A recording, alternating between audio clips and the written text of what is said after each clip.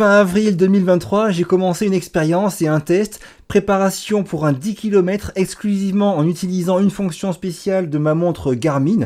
Le 17 juin dernier, j'ai battu mon record personnel sur 10 km. Je te montre pourquoi je pense que c'est grâce à Garmin Connect et à mes montres Garmin. Et je te dis aussi pour qui je pense que c'est utile, on y va. Alors sur Garmin Connect, tu appuies en bas à droite sur les trois petits points, là le plus, et tu vas dans entraînement et planification, et ensuite dans course et événements. Là tu appuies sur ajouter un événement, et là trouver un événement. Il va te trouver directement, là je prends course à pied, il va chercher directement tout ce qu'il y a proche de chez toi, tu as vu, dans un rayon de 100 km, avec une date, tu peux enlever la date en cliquant sur la croix là. Bref, tu choisis un événement, tu as un petit filtre en haut à droite si tu veux rajouter des petits filtres pour mieux trier. Là j'ai mis course à pied, date tout, durée tout, et limiter le rayon de la recherche à, et là tu peux mettre par exemple dans les 100 km, voilà, hop, et là tu fais appliquer.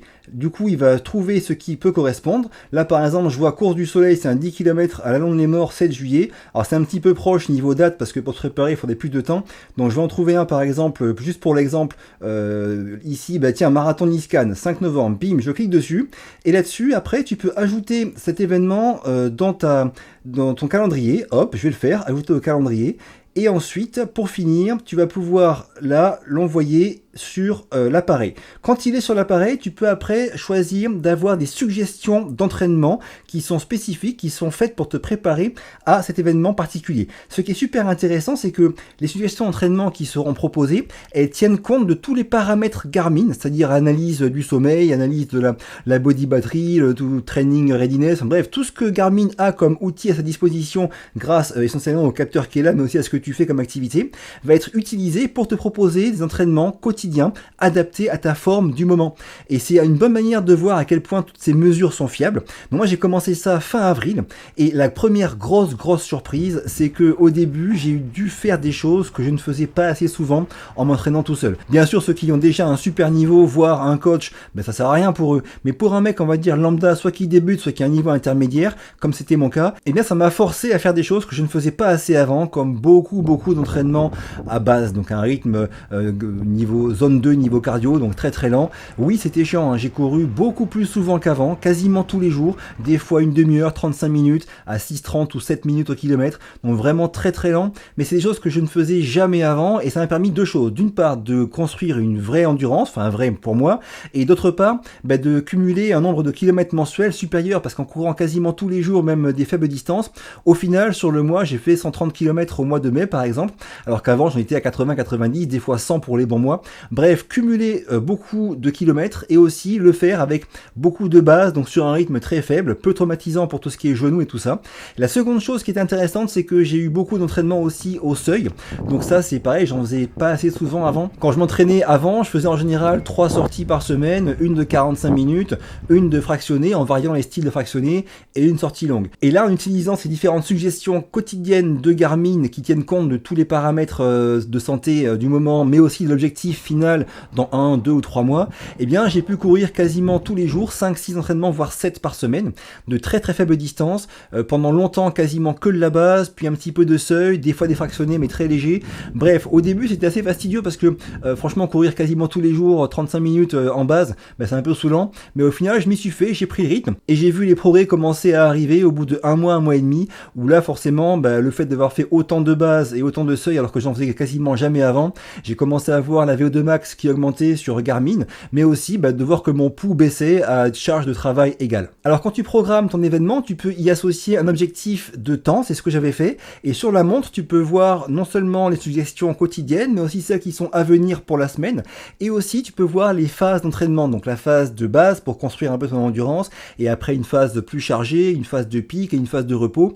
Tout cela c'est dispo sur la montre, du coup tu as une bonne lisibilité pour les jours à venir et pour les mois à venir de ce que tu vas avoir à faire, c'est vraiment très pratique, et au moins t'as pas à réfléchir, tu te lèves le matin et dans ton rapport du matin, tu peux voir directement ce que tu auras à faire comme séance, tu te la cases quand tu peux, et tu es vraiment guidé comme si tu avais un coach sur le poignet. C'est vraiment aussi ça la force de ce système. Alors pour être vraiment honnête, j'ai modifié 2 séances sur la fin parce que je voulais vraiment faire des séances test que Garmin ne me proposait pas, par exemple un 3x2000 que j'ai casé je crois 8 jours avant le 10 km pour vraiment me rassurer et voir que j'arrivais à tenir cette allure pendant 3 fois 2 km. Mis à part ces 2 séances un peu modifiées, j'ai aussi rajouter un fractionné court, peut-être 2-3 semaines avant la course, là, un 20 x 30-30. Mais sinon, j'ai vraiment tout suivi ce que me disait la montre. Il y a eu juste 2 ou 3 jours sur les 2 mois où je suis pas allé courir parce que j'étais crevé, où j'avais pas le temps. Mais voilà, en gros, j'ai essayé vraiment d'être sérieux sur ce que me proposait la montre, de suivre. Après chaque entraînement, tu as un score qui te dit en pourcentage à quel point tu as réussi à suivre vraiment l'entraînement. Genre, s'il te propose une base 6,30 pendant 45 minutes et que tu fais du 5,30 pendant une demi-heure, bah, tu auras 3%, quoi, tu vois. Donc le but, c'est d'être le plus possible proche de ce que lui t'avait conseillé de faire. Forcément, encore une fois, plus ça avançait et plus je me sentais à l'aise pour des entraînements que je connais bien, comme je cours toujours dans les mêmes endroits, et ben j'ai remarqué que mon cardio était beaucoup plus bas ou que j'allais plus vite à cardio égal. Bref, pendant ces 2 mois d'entraînement, j'ai vraiment commencé à sentir de vrais progrès pour une fois et le jour J est arrivé. Alors je suis parti faire le 10 km, il faisait vraiment chaud, environ 25 degrés à l'ombre. J'étais pas forcément en très grande forme parce que la préparation, même si j'ai un petit niveau, c'est quand même quelque chose qui fatigue, même malgré le repos des quelques jours avant la course. Donc un peu de fatigue, un peu de chaleur, pas très rassuré. Quand je commence à m'échauffer, je ne me sens pas forcément super bien. Encore une fois, très chaud, j'ai mon cardio qui monte assez vite à l'échauffement. Donc je suis pas hyper rassuré, mais je me dis, allez, tant pis, j'y vais, je tente. Et donc j'ai pris mon allure visée dès le début de la course, mon 5 minutes au kilomètre, précisément 4,55 j'ai visé. Et du coup, j'y suis allé. Et puis ça a tenu 1 km, 2 km. Au 6e, j'étais encore bien. 7e, là, 7e, difficile. Très difficile. Alors, pas explosé, pas de crampes, mais une envie furieuse d'arrêter et de m'allonger dans le caniveau. Mais bon, j'ai tenu, je savais bien à l'avance que les kilomètres 7, 8, 9 c'était les plus durs. Donc j'ai essayé de tenir vraiment au mental parce que j'en avais plein le dos de cette course. Et après le 10e kilomètre, là par contre c'était beaucoup plus facile avec la foule et puis le fait de savoir que la fin approchait. Et au final, j'ai fait, alors le meilleur temps sur Strava qui est marqué, c'est 49 minutes 12 secondes. Je visais moins de 50, donc j'étais vraiment hyper content. Forcément, j'ai pas un gros niveau en course à pied, ceux qui courent un 10 km en 35 minutes, cette application ne leur servira sûrement à rien. Mais pour moi qui n'avais jamais réussi à courir un 10 km en moins de 50 minutes, j'étais vraiment content et je pense pas que j'y serais arrivé tout seul sans avoir utilisé les suggestions de l'application et de la montre Garmin. Donc sur 2 mois, il m'a conseillé beaucoup d'entraînements courts à rythme très faible, pas forcément super fun, mais au final, j'ai pas eu de blessure du tout, j'ai vraiment progressé, j'ai senti mes progrès et le jour J, j'ai fait le temps que je voulais faire, même plus rapide que ça. Alors franchement, c'est pour ça aussi que j'aime l'écosystème Garmin.